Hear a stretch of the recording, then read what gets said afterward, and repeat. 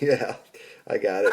And then females, I think it's funny when they do the twister, which is they literally take an old twister game and cut a hole in it, put their head through it, and then have the game piece that you spin around their neck, and you're supposed to like be like, oh, touch this, touch that, or something. But it's just a cute, another kind of a do-it-yourself funny way.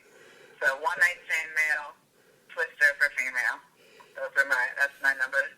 What was it again? 7? This is number 7. Yeah. Geez, now I know what it's going to be like for a game night around the Bell household. It's like, honey, I want in the mood for some twister. And he'll just be. There's a big hole in it. Oh, Mom, what were you doing? All right. So my number 7 is a little bit going towards the male-female factor that you've been kind of going on, and I've been going. It's a very hard to pick between one, so I picked them both, and that being the witches and wizards.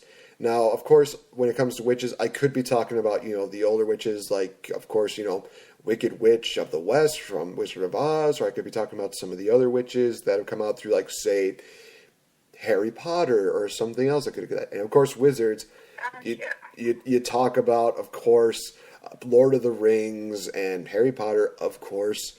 So many different wizards that you can imagine. I mean, honestly, witches and wizards, they go hand in hand with each other. It's really hard to just pick one without thinking of the other.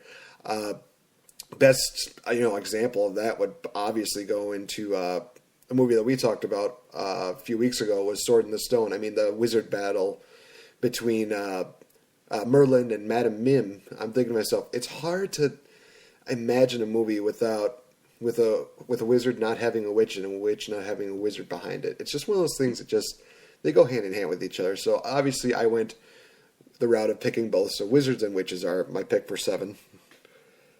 Awesome. I think that's going to be a big thing coming up. I mean, Doctor Strange is coming out, next week? I think November 6th. Yeah. So that's, they missed Halloween, but I think that's going to be a new thing that I'm going to see a lot at conventions, or some sort of magicians and magic users, and I actually have just started reading about another magic user, so I think that's a really good topic to pick, and I think it's going to be cool to see what people do and their takes on these different magicians, because magicians are kind of, a simpler look, because it's just like you create your own, and we'll see what people do and see if they have some creative ideas. I'm excited to see different magicians and wizards and witches, because the Beast movie too, isn't the Beast movie coming out soon? The new J.K. Rowling. The Beauty. Have you heard of that one? The Beauty and the Beast movie, or New Beast? No. Catching the. Oh no! Now I gotta look it up, because I should know the exact name. It's the new wizard movie. The Harry Potter world, magical world of beasts or something. Oh man, I know which one you're talking about too.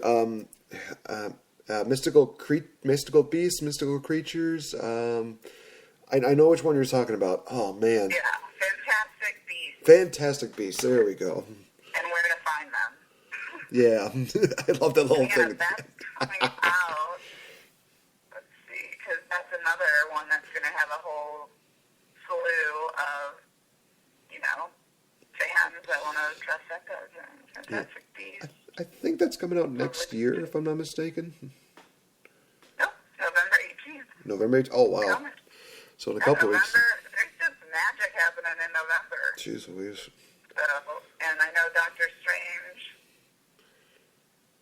will be, I think, November 6th, because we talked about this before. Yeah, I think so. November 3rd. November 6th even sooner, jeez. It's a Sunday, so it's of course not coming out November 6th. It's coming out Thursday, November 3rd, those fake midnight shows now that are at 7, so that people who work can actually go. I appreciate that. Right. Yep, that's next week. Oh my gosh. All right. So let's move on to... Are we moving on? Moving on to number 6. Yep. As usual, I get sidetracked. That's fine. Number 6 is actually my duo. So, like I said before, the plug and the outlet was kind of a duo, but I just thought that's a really good corny, or crude, sorry, not corny, crude, pick for the female. But my favorite duo costume, I think of all time, and it's just a classic for me, is Adam and Eve. I think that's a great one. I think people pull that off really easily. Yeah, it's a little like revealing, but at the same time, it's one of those do-it-yourself easy costumes. You can get some fake leaves, wrap them around. You can wear whatever clothing you want or whatever clothing you don't want. It's Adam and Eve, and some people even get a toy snake to go on their arm or bring an apple. I just think that's always a classic costume that I'm like. I know when you're Adam and Eve, and I like when I know, and I can tell what you are, and I'm like, oh my gosh, you're Adam and Eve, and you're cute. You're a cute couple. I like it. That was my number 6. All right. Well, I honestly thought you were going a different direction because my number 6 is actually going to be anime. So I'm talking a lot of so much of the Japanese style. Of course, you think of Sailor Moon. You think of somebody from what was it?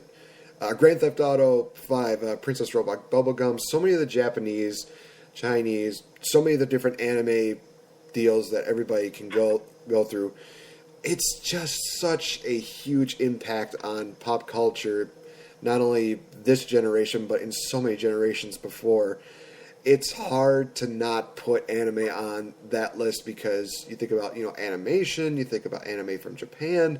So many of these different things just really affect you. And, of course, goes without saying, a lot of the anime girls that have indeed costumes are very revealing, to say the least. But they're also at the point of still looking very, very cute and adorable. It's like a weird kind of deal where it's like, yes, it's sexy, but it's still kind of in that cutish, adorable way where it's like, oh, I kind of want to be with her, but it's like she's adorable, right? It's like the sexy schoolgirl, but it's just like, oh, but she's still adorable. I want to hold her in my arms and keep her in my bucket. Okay, maybe that went a little too far, but awesome. But I respect the Japanese anime. I mean, I love anime. I could talk about anime all day, but I didn't add them to my top 10 list. For some reason, I don't know, I just didn't.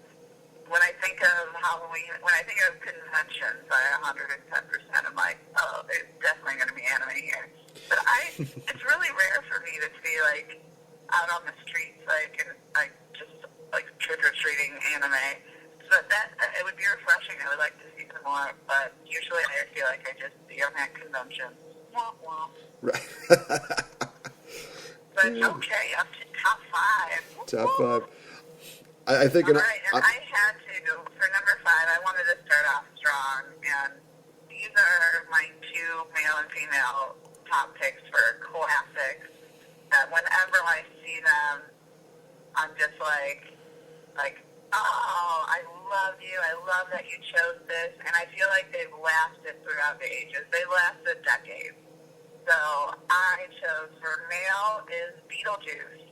I mean, anytime I see a Beetlejuice, I get crazy and I love it. And I'm like, oh my gosh. But even the last convention I was just at, which was the Halloween Flea Market in Wheaton, he won, him and his girlfriend, the guy, they dressed up as Beetlejuice and a female Beetlejuice where she was more of a pink character.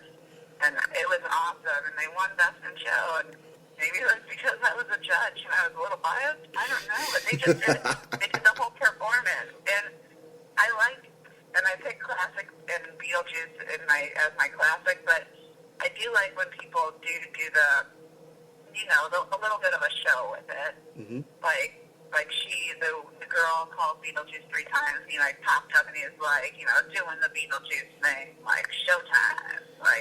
Which it was fun, and that's probably why they won, because they were entertaining and really good. Nice. And then my classic female, I had to pick Bride of Frankenstein because for some reason, again, I get really excited when I see that hair, that protruding up hair, and it has the like lightning shock down the side. And it's just a cool wig and a cool costume. When people pull it off right, they pull it off. Oh, gosh, And yeah. one person that I'm super stoked to see be Bride of Frankenstein, which will be the day after Halloween, is when I'll see it, but it'll be showing next week for Halloween, is Maliba from Deckard's Dark Coffin Classics. She is going to be dressing up as Bride of Frankenstein next week for Deckard's Dark Coffin Classics, the Halloween edition. Nice. Playing a Bride of Frankenstein. She is an amazing costumer, so I'm so stoked to be thrown into the world of Bride of Frankenstein and see her dominate this costume. It's gonna be epic. Everybody has to watch. If you can watch on YouTube, Nate, you have to watch. I will try to watch as best I can. All right. So I think that arguably number 6 would be more pro of the female. Five now. And 6, be more pro, female gender. So I went with something that was a little more of my personal favorite, but also something that was more male orientated, but also something that I think is also going to get a lot of flair in the next month, especially in December when it comes out on theaters. Not just Star Wars. I picked for my number 5, Assassin's Creed, because all honesty, you guys, you have to look at the trailers for Assassin's Creed, because when it comes out in December, it is going to be a hard movie to top. I think Deadpool's still going to beat it, but maybe just by a few $1,000s, because this is one of those great video game movies that I think is going to make a tremendous movie. And in all honesty, this is going to be just flat out amazing, because if you know the story about basically what the Assassin's Creed is all about, you know everything about the clans, if you know everything about the backstory, about so many of these things, even just how they really, I think this really, how the backstory about it is always about, one person is just coming in, he's trying out this new video thing, and then he just transported into this reality of becoming this assassin who is trying to find answers to his long forgotten past or something like that. It's one of those things that's just really awesome. Definitely look out for it in December. I could probably actually look up the date right now, because of course I'm going to be seeing it, so it's not going to be unbiased there. December 21st. Thank you very much.